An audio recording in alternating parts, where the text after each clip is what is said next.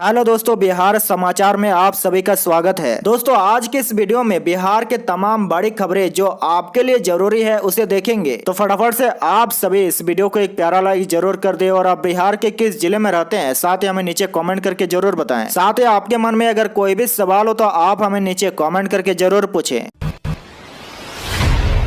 आज की पहली खबर, पुरानी गाड़ी रखने वाले हो जाए सावधान, अब थर्ड पार्टी इंश्योरेंस कराना हुआ महंगा, जून से लागू होगी नई व्यवस्था। जी हां, पहले से महंगाई की मार झेल रहे लोगों के लिए अब वाहन रखने वालों के जेब पर अतिरिक्त बोझ पड़ेगी। केंद्र सरकार ने विभिन्न श्रेणियों के वाहनों के लिए थर्ड पार्टी इंश्योरेंस के दरों में बढ़ोतरी कर दी है। इसे लेकर सड़क और परिवहन मंत्रालय ने इसकी अधिसूचना जारी कर दी है, जो 1 जून से प्रभावी दर है वह लागू होगी। अधिसूचना के मुताबिक थर्ड पार्टी मोटर बीमा प्रीमियम की नई दरें 1 जून 2022 से लागू होगी। इसके पहले वर्ष 2019-20 के लिए बढ़ोतरी की गई थी।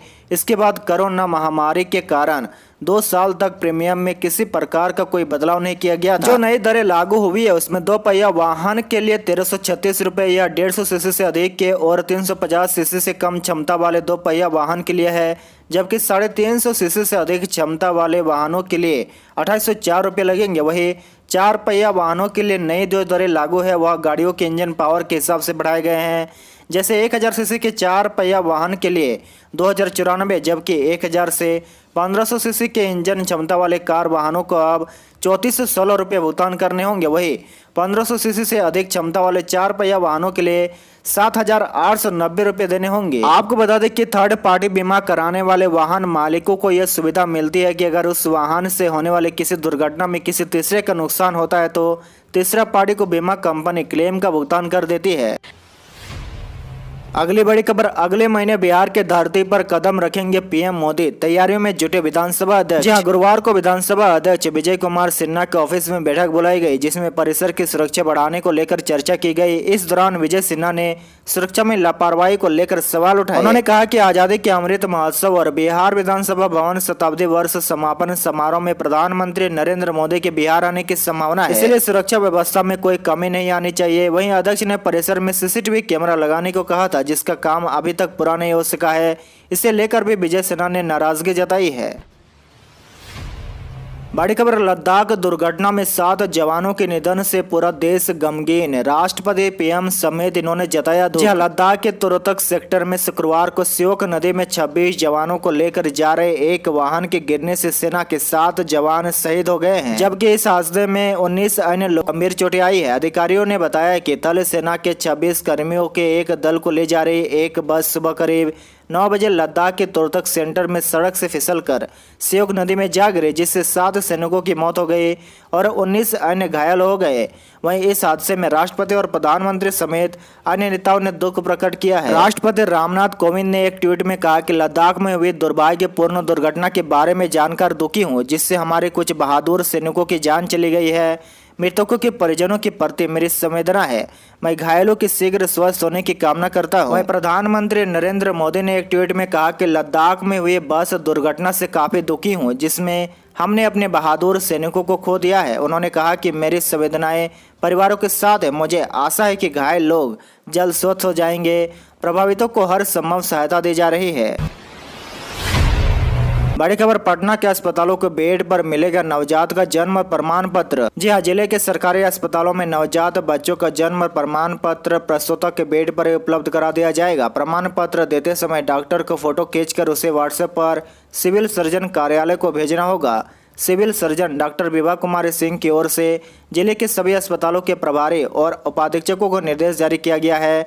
डॉक्टर विभा ने कहा कि प्रसव के तुरंत बाद ही नवजातों का प्रमाण पत्र देना है, लेकिन कुछ ऐसे अस्पताल हैं जो निर्देशों का पालन नहीं कर रहे हैं। ऐसे में न केवल प्रसव के तुरंत बाद प्रसूता को उनके नवजात का प्रमाण पत्र देना होगा, बल्कि उसका फोटो खींचकर उन्हें रोजाना व्हाट्सएप करना होगा।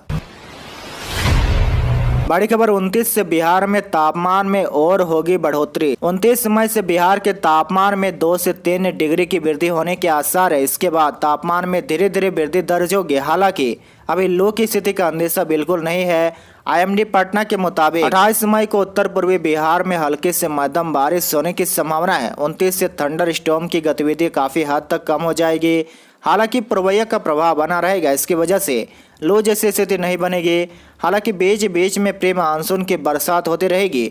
गुरुवार को दक्षिणी पश्चिमी बिहार को छोड़कर तकरीबन समूचे राज्य में हल्की से मध्यम बारिश दर्ज की गई है।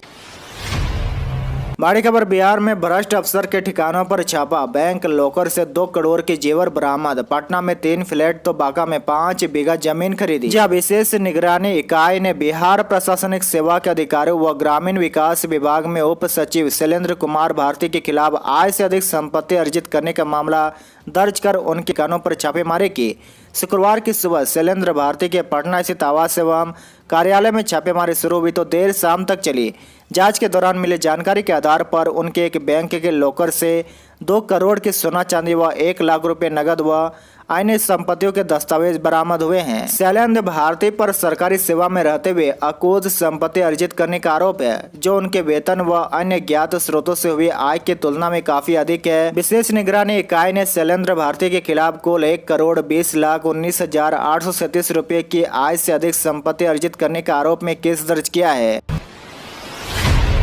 बड़ी खबर, बिहार के अब हॉस्पिटल में बोर्ड पर लिखना होगा दवाओं का नाम, ऐसा नहीं करने पर सीएमओ पर होगी कार्रवाई। सिविल सर्जन को मिला यह टास्क। जी हां, बिहार के सभी जिला अस्पतालों में दवाओं के नाम बोर्ड पर प्रदर्शित नहीं करने पर मुख्य चिकित्सा पदाधिकारी पर कार्रवाई होगी। स्वास्थ्य विभाग ने पूर्व में ही सभी सदर अस्पतालों में दवाओं की उपलब्धता की सूचना बोर्ड लगाकर प्रदर्शित करने का निर्देश दिया था, लेकिन विभिन्न जिला अस्पतालों में यह जानकारी नहीं दी जा रही है। स्वास्थ्य विभाग ने दवाओं की आपूर्ति लगातार किए जाने के बावजूद उसकी जानकारी आम मरीजों को नहीं दिए जाने को लेकर सख्त नाराजगी जताई गई है। स्वास्थ्य मंत्री मंगल पांडे ने सभी जिलों के सिविल सर्जन को बोर्ड पर दवाओं की उपलब्धता की जानकारी अनिवार्य रूप से सार्वजनिक करने का टास्क सौंपा है। सभी सिविल सर्जन को कहा गया कि अस्पताल में जो दवाई उपलब्ध है उनकी जानकारी प्रदर्शित करे तथा जो दवाई उपलब्ध नहीं है उसकी भी जानकारी दे। बड़ी खबर, बिहार के 5 बीएड कॉलेज की मान्यता हुई रद्द, 2 सरकारी कॉलेज भी शामिल। परफॉर्मेंस अप्रोजल रिपोर्ट नहीं भरने पर हुई कार्रवाई। जी हां, एनसीटी द्वारा बिहार के 5 बीएड कॉलेजों की मान्यता रद्द कर दी गई है। इसमें 2 सरकारी कॉलेज और 3 प्राइवेट बीएड कॉलेज शामिल है। ऐसा इसलिए हुआ क्योंकि एनसीटी ने पहले ही इन्हें परफॉर्मेंस अप्रोजल रिपोर्ट भरने के लिए नोटिस जारी किया था, लेकिन कॉलेज के द्वारा इसे नहीं भरा गया। सरकारी बीएड कॉलेज में government teachers training college Saharsa और government teachers training college Chhapra शामिल है। वहीं प्राइवेट बीएड कॉलेज में Maryada Purushottam college of education Buxar, Mahatma Buddha teachers training college Sitamarhi, college of education Buxar शामिल है। बड़ी खबर, अब एक पैर से नहीं बल्कि अपने दोनों पैरों से चलेगी सीमा। जमुई जिला प्रशासन ने लगवाया कृत्रिम पैर। जी हां, एक पैर से चलने वाली सीमा को पहले जिला प्रशासन ने ट्राई साइकिल दिया, अब कृत्रिम पैर लगवाया है। अब जमुई की बेटी सीमा अपने दोनों पैरों से चल सकेगी। उसे एक पैर से कूदकर स्कूल अब नहीं जाना पड़ेगा। जमुई के डीएम अवनीश कुमार सिंह खुद सीमा के घर गए और कृत्रिम पैर लगवाया। कृत्रिम पैर लगने से सीमा काफी खुश है। अब वह अपने दोनों पैरों पर चल रही है। उसे देख घर वाले भी काफी खुश नजर आ रहे हैं। बड़ी खबर, आरआरबी सीबीटी परीक्षा की तिथि घोषित। यह जाने देश के 13 शहरों में कब होंगे एग्जाम। जी हां, रेलवे भर्ती बोर्ड ने कंप्यूटर बेस्ड टेस्ट यानी कि सीबीटी 2 के लिए शुक्रवार को अधिसूचना जारी कर दी। 12 जून से यह परीक्षा पटना सहित देश के 13 अन्य शहरों में आयोजित की जाएगी। इसमें अभ्यर्थियों की पहचान आधार आधारित बायोमेट्रिक प्रमाणीकरण के माध्यम से होगी। इससे परीक्षा के दौरान किसी अभ्यर्थी के बदले दूसरे अभ्यर्थी के बैठने या अन्य प्रकार के कदाचार से बचाव व निष्पक्ष परीक्षा संचालन को बढ़ावा मिलेगा। बता दें कि परीक्षा 12 जून से 17 जून तक आयोजित की जाएगी। आरआरबी सीबीटी 2 के लिए भुवनेश्वर, बिलासपुर, चंडीगढ़, गोरखपुर, मुंबई, मुजफ्फरपुर, रांची और सिकंदराबाद में 12 जून को लेवल 5, 13 जून को लेवल 2 और 14 जून को लेवल 3 के लिए परीक्षा आयोजित की जाएगी। इसके अतिरिक्त 15, 16 और 17 जून को पटना के अतिरिक्त अजमेर, भोपाल, चेन्नई, गुवाहाटी, बेंगलुरु, जम्मू कश्मीर, कोलकाता, सिलीगुड़ी, अहमदाबाद, प्रयागराज, मालदा और तिरुवनंतपुरम में भी लेवल 5, 3 और 2 के लिए परीक्षा आयोजित की जाएगी। बड़ी खबर, बिहार के यूनिवर्सिटी में पढ़ना चाह रहे छात्रों के लिए अच्छी खबर। फीस को लेकर सरकार का बड़ा फैसला। जी हां, बिहार के सभी विश्वविद्यालयों में एक समान फीस लागू होगी, चाहे सामान्य पाठ्यक्रम हो या व्यावसायिक। इसके लिए कुलाधिपति कार्यालय ने सभी विश्वविद्यालयों, अंगीभूत महाविद्यालयों और संबद्ध डिग्री महाविद्यालयों में एक समान शुल्क का निर्धारण करने का आदेश कुलपतियों को दिया है। कुलाधिपति कार्यालय के एक अधिकारी के अनुसार नई राष्ट्रीय शिक्षा नीति के उच्च शिक्षण संस्थानों में एक समान फीस का प्रावधान किया गया है।